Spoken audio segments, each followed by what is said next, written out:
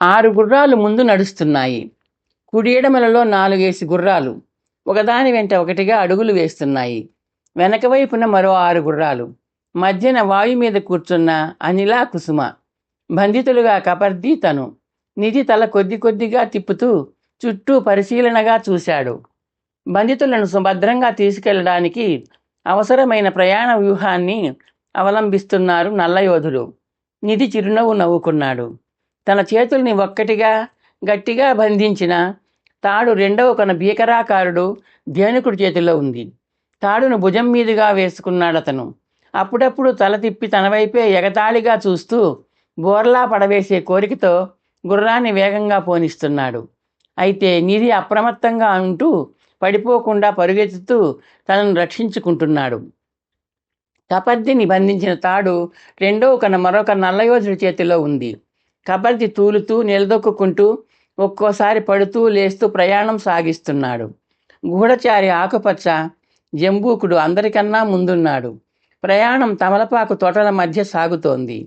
ఆశ్రమం నుండి బయలుదేరే ముందు జరిగిన తతంగం గుర్తొస్తోంది నిధికి.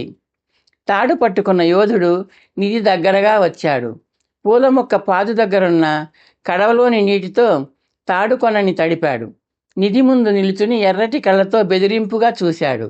ఎడమ చేతి వేళ్ల సందుల్లో కుడి చేతి వేళ్లు దూర్చి మణికట్లు ఆంచుకో బొంగురుగా అన్నాడతను. వెల్లుల్లి వాసన గుప్పున నిధి వైపు దూకింది. నిధి చేతుల్ని దగ్గరగా పట్టుకున్నాడు. తడిసి చల్లగా ఉన్న తాడు చేతుల్ని చుట్టుకుంటోంది. ఒక్కోసారి 2 మణికట్ల మధ్య కూడా దూరుతోంది. విధానం బంధించడంలో యోధుడి నైపుణ్యాన్ని తెలియజేస్తోంది. తాడుతో బంధించకపోయినా తను తప్పించుకునే ప్రయత్నం చేయడు. అది వాళ్ళకు తెలియదు. కాసేపట్లో హస్తాబంధనం పూర్తయింది. తన పక్కనే నిలుచున్న కబర్ది చేతుల్ని కూడా మరొక యోధుడు కట్టేశాడు. అనిల చేతులు, కుసుమ చేతులు బంధించబడ్డాయి. వాళ్ళని బంధించిన యోధులు గుడ్లు పెళ్లగించుకుని చూస్తూ వెటకారంగా నవ్వుకుంటున్నారు. ఆడవాళ్ళిద్దరి ముఖాల్లోనూ బాధ కనిపిస్తోంది. చేతుల్ని గట్టిగా బంధించినట్టున్నారు. గురువుగారు, వెళ్ళొస్తాం. ఇక నుంచి ఇలాంటి అపరాధులకి ఆశ్రయం ఇవ్వకండి, శంబరుడు అన్నాడు. దగ్గరగా వచ్చిన ధర్మానందుడు చిన్నగా నవ్వాడు. ఎవరు అపరాధులో ఎవరు కారో నాకెలా తెలుస్తుంది శంబరా? దప్పికతో వచ్చిన వాళ్ళకి నీళ్లు, ఆకలితో వచ్చిన వాళ్ళకి ఆహారము ఇవ్వకుండా ఉండలేనుగా. శంబరుడు మౌనంగా తలాడించాడు. గుర్రాలన్నీ ప్రాంగణం దాటి అవతలికి వెళ్ళాయి. నిధిని, కబర్దిని బంధించిన తాళ్ల కొనలను ధేనుకుడు మరొక వ్యక్తి గుర్రాల మీద నుంచి అందుకున్నారు. అనలను, కుసుమును బంధించిన తాళ్లను మరో 2 అశ్వికులు అందుకున్నారు. ఉన్నట్టుండి వాయు బిగ్గరగా సకిలించింది. నిధి అటువైపు చూశాడు. వాయు ముందరి కాళ్లను పైకెత్తి ఎత్తుగా నిలుచుంది. దాని కళ్ళేని పట్టుకున్న యోధుడు క్రిందికి లాగుతున్నాడు.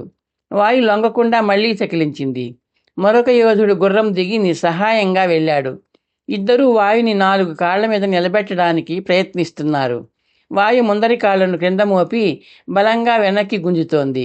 పాదాలను బలంగా నేల మీద మోపి నిలువరించే ప్రయత్నం చేస్తున్న యోధులిద్దరినీ అవలీలగా తనతో లాక్కెళ్తోంది. ఏమిట్రా అది? ఇద్దరు ఒక గుర్రాన్ని అదుపు చేయలేరా? శంబరుడు కోపంగా అరిచాడు.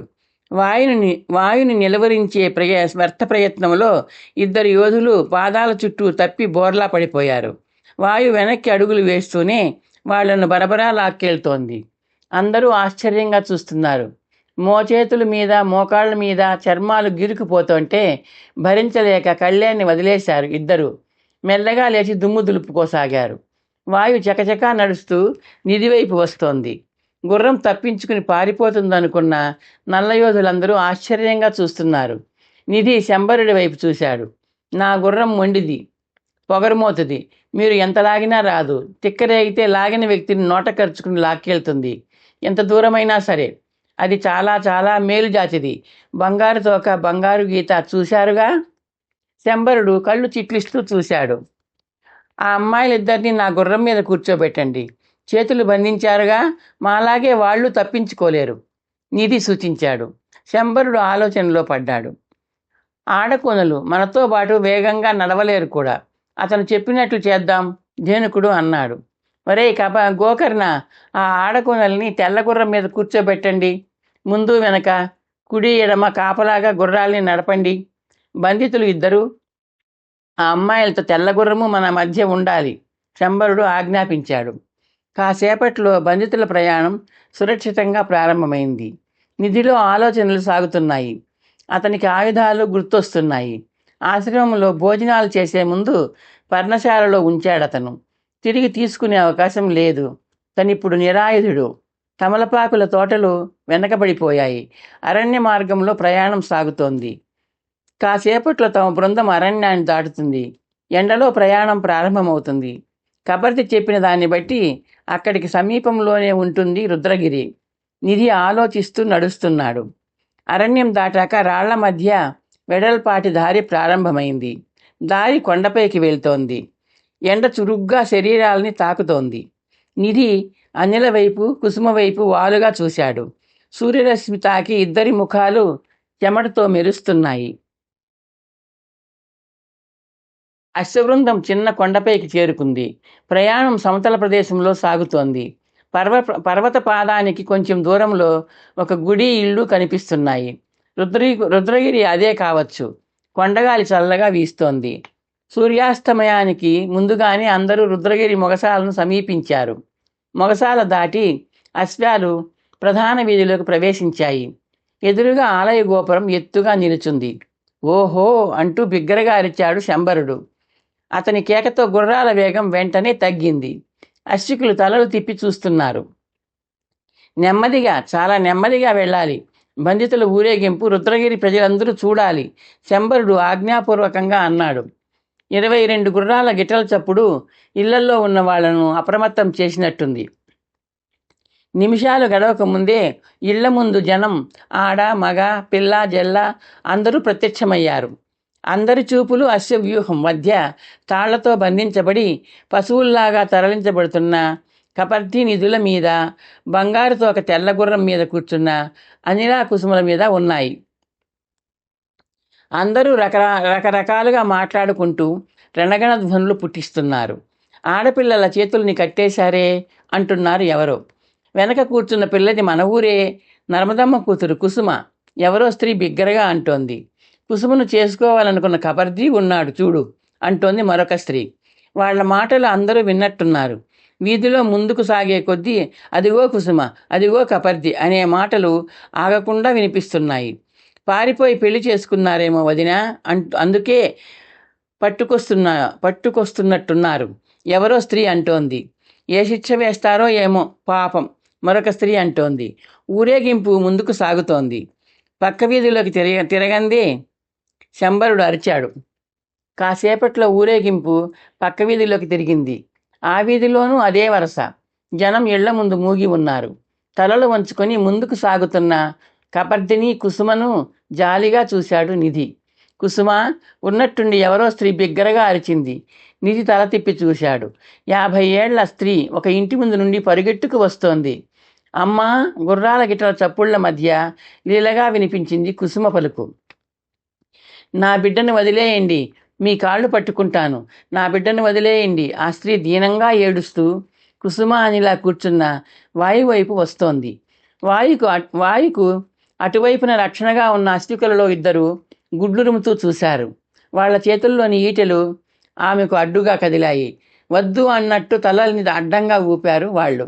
దూరం దూరం ఒక యోధుడు గద్దించాడు. కుసుమ తల్లి నర్మద అతని హెచ్చరికల్ని లెక్క చేయకుండా ఏడుస్తూ దగ్గరగా వస్తోంది.